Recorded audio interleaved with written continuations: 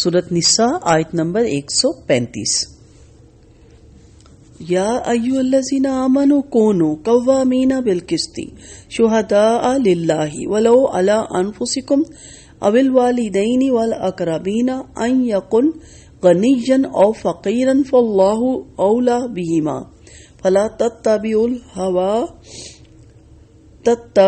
الہوی ان تعدلوا وان تلووا او تعرضوا فإن اللہ کان بما تعملون خبیرا.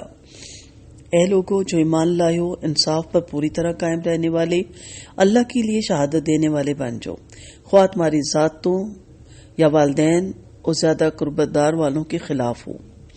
اگر کوئی غنی ہے یا فقیر ہے تو اللہ ان دونوں پر زیادہ حق رکھنے والا ہے. بس اس میں خواہش کی پیروی نہ کرو کہ عدل کرو،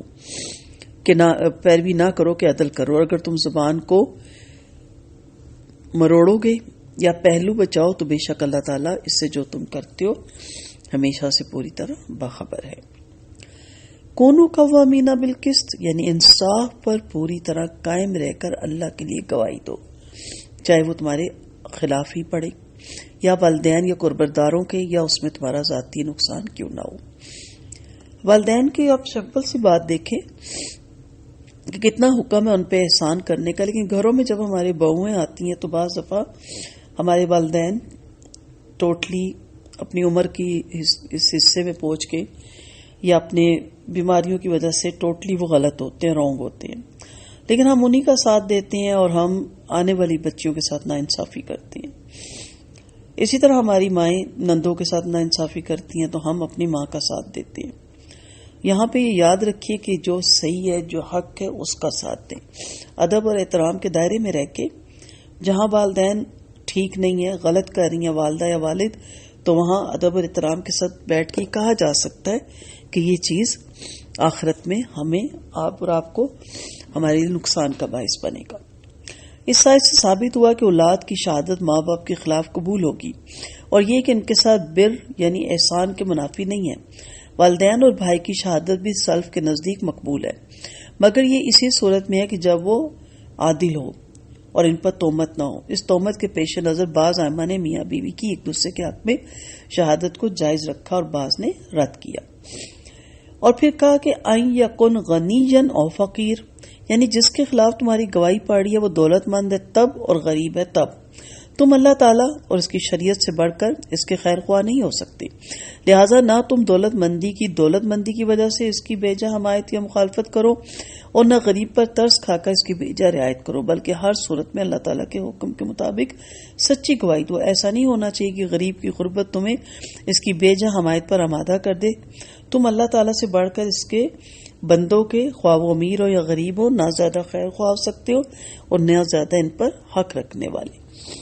یعنی اگر آپ ایک ظالم کو اس کی غریبی دیکھ کے، اس کی مجبوری دیکھ کے، اس کے خلاف اس کے حق میں گواہی دے کے اس کو بچاتے ہیں تو آپ ایک ظالم کو موقع دیتے ہیں دوبارہ ظلم کرنے کا. اور اسی طرح اگر امیر کو اس کی امیری سے امپریس ہو کے یا اس کی معاشرے میں عزت ہے اور ٹکے کا نہیں رہے گا اور اس کی عزت بچانے کے لیے سب کچھ کرتے ہو تو آپ نے اس کے لیے راستہ کھولا مزید ظلم کرنے کا. وَإِن تَلْوُوا مڑوڑنا، یعنی اگر تم زبان کو موڑ کر اس طرح بات بنا کر پیش کرو کہ جس کے خلاف گواہی پڑھنی چاہیے وہ بچ جائے، یا تعرض ہو یعنی گواہی دینے سے پہلو بچاؤ بلکہ چھپا جاؤ، تو بے شک تم جو کچھ کرتے ہو اللہ تعالیٰ ہمیشہ سے اس سے پوری طرح باخبر ہے. اس کی پوری سزا اللہ کے ہاں پاؤ گے. یہ نہ سمجھنا کہ ہم نے صاف جھوٹ نہیں بولا تو جھوٹی گواہی کے گناہ سے ہم بچ جائیں گے، یعنی ہم خاموش رہے، ہم نے نہ گواہی دی تو نہ ہم نے کچھ بولا تو یہ ہماری بچت کا سبب ہے. ایسا نہیں ہوتا، یہ بچت کا سبب نہیں ہوتا. یہاں پہ اپنے خلاف گواہی دینے کا مطلب یہ کہ اپنے جرم کا برملا اعتراف کر لیں، خواہ اس کا کتنے نقصان برداشت کرنا پڑے. اور یہ بڑے حوصلے اور بڑے اجر و ثواب کا کام ہے. اور اپنے بعد سب سے قریب والدین ہوتے ہیں، پھر اس کے بعد دوسرے قربت دار. اور ظاہر ہے کہ جو شخص اپنے خلاف گواہی دینے کی جرت کر سکتا ہے وہ والدین اور اقربا کے خلاف بدرجہ اولا ایسی جرت کر سکے گا. اپنے خلاف گواہی دینے اور حق کی بات صاف صاف کہہ دینے سے بعض اوقات مخالف فریق پر بہت خوشگوار اثر پڑتا ہے اور اس کا دل خود بخود نرمی کی طرف مائل ہو جاتا ہے. تو اپنے آپ کو جہاں آپ غلط ہیں، غلطی انسان ہی سے ہوتی ہے نا، فرشتوں سے تو نہیں ہوتی، واقع ہاں بھائی ہاں مجھ سے غلطی ہوئی، میں ایکسیپٹ کرتا ہوں اپنی غلطی. تو دیکھیں اگلے بھی کہتے ہیں، آپ دیکھیں یوسف میں کتنا بہترین وہ لمحہ ہے جب عزیز مصر کی بیوی نے بھرے مجمع میں، بڑی شان شوکت والی اس کی زندگی تھی، اور اس نے اعتراف کیا کہ میں غلط تھی، اور حضرت یوسف علیہ السلام پاک دامن ہے. یہ وہاں کتنا خوبصورت سٹائل ہے ان کا اپنی غلطی کو ایکسیپٹ کرنے کا. تو یہاں پہ اس چیز کو ایکسیپٹ کرنا ہے. اور واضح رہے کہ جیسے کہ ہم نے کہا کہ لگی لپٹی بات، گول مول بات نہیں کرنا جس سے کسی فریق کو نقصان پہنچے، اور جیسے کہ شہادت نہیں چھپانا، شہادت کے وقت جھوٹ نہیں بولنا، کتمان حق جھوٹی شہادت بہت بڑا گناہ ہے. دوسری صورت یہ کہ گواہ کو واقعے کا پورا پورا علم ہے لیکن وہ اس ترتیب سے توڑ موڑ کر کے ہیرا پھیری کر کے بیان کرے کہ بات کچھ کی کچھ بن جائے.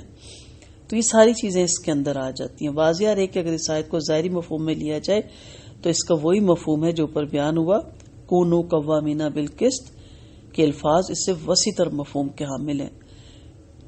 قوام قائم مبالغے کا صیغہ، اور قسط ایسا عام لفظ ہے جس میں دنیاوی معاملات، خانہ داری، باہمی معاملات اور لین دین، اپنے اور بیگانے، کافر اور مومن، ہر ایک کے ساتھ انصاف کا حکم شامل ہے. یہ صرف عدالت میں گواہی دینے تک محدود نہیں، یعنی اللہ تعالیٰ کے لیے اسے ڈرتے ہوئے جو بات کرو انصاف کی کرو، نیک کو نیک اور بد کو بد کو، بات کو تو سچی کو، خواہ اس میں تمہارا اپنا نقصان ہو رہا ہو یا اس کی زد تمہارے والدین یا قریبی رشتہ داروں پہ پڑی ہو. امیر اور غریب، کافر اور مومن، کسی سے بھی رعایت نہ کرو بلکہ صرف اللہ تعالیٰ کی رعایت رکھو.